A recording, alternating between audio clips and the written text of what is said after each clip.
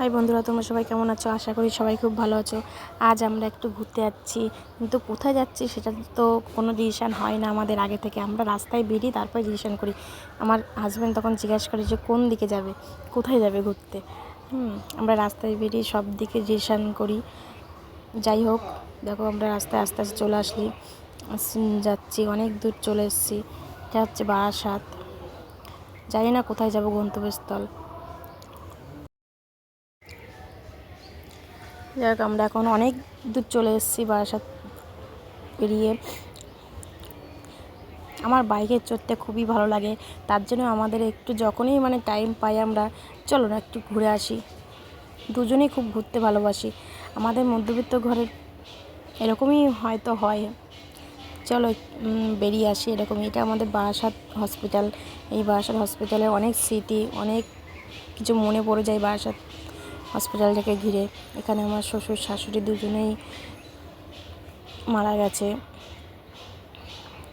যাই হোক, অনেক বারাসাত পেরিয়ে চলে এসেছি। এবারে তখন আমার তাও জিজ্ঞাসা করছে হাজব্যান্ড যে কোথায় যাবে, বলছো না তা কোন দিকে গাড়িটা নিয়ে যাব। দেখো রাতের মনোরম কত সুন্দর রাস্তাটা। রাতে আমার খুবই ভালো লাগে কলকাতায় রাতের বেলা যেতে। আমি চলো কলকাতায়, বলছে না এখন কলকাতা খুব জ্যাম হবে সন্ধ্যার টাইমে। আস্তে আস্তে আমরা দেখো এয়ারপোর্টও পেরিয়ে চলে আসলাম। কী বলতো বন্ধুরা, যে বাইকে চড়াটা ঘোরা নিয়েই কথা, সে কোথায় যাব না যাব সেটা বলতে পারছি না।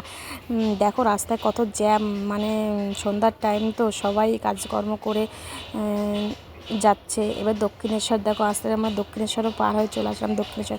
এবার তখন বলছি চলো যাই মন্দির থেকে ঘুরে আসি। লাস্ট মিনিট ডিসিশান হলো যে মন্দিরে যাওয়া যাক, তাহলে চলো মাকে একটু দর্শন করে আসি। তা অবশেষে আমরা দেখো আস্তে আস্তে মন্দিরের ভিতরেও প্রবেশ করলাম। মন্দিরে চলে আসলাম। এই গাড়িটায় রাখতে হবে, কারণ মন্দিরের ভিতরে তো ফোন অ্যালাউ নেই, ওখানে তো ফোন নিয়ে ঢুকতে দেবে না। তার জন্য ফোনটা নিয়ে যেতে পারিনি। তারপরে ফোনটা নিয়ে যেতে পারিনি, যাওয়ার আগে অবধি যেটুকু তোমাদের সাথে ক্যামেরা বন্দি করে রাখতে পারছি সেটুকুই করছি।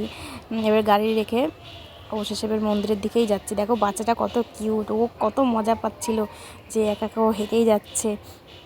দেখো আমার হাজব্যান্ড যাচ্ছে সামনে আর আমি পিছনে। বললাম একটু আসো ক্যামেরার মধ্যে।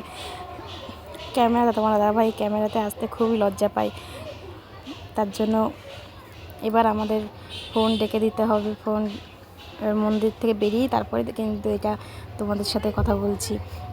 মন্দিরের ভিতরে তো ফোন অ্যালাউ নেই, তার জন্য আর নিয়ে যেতে পারিনি। দেখো পুজো দিয়ে তা বেরিয়ে আসলাম। এই যে তারপরে টিকিট কত ঘন্টা হয়েছে টাকা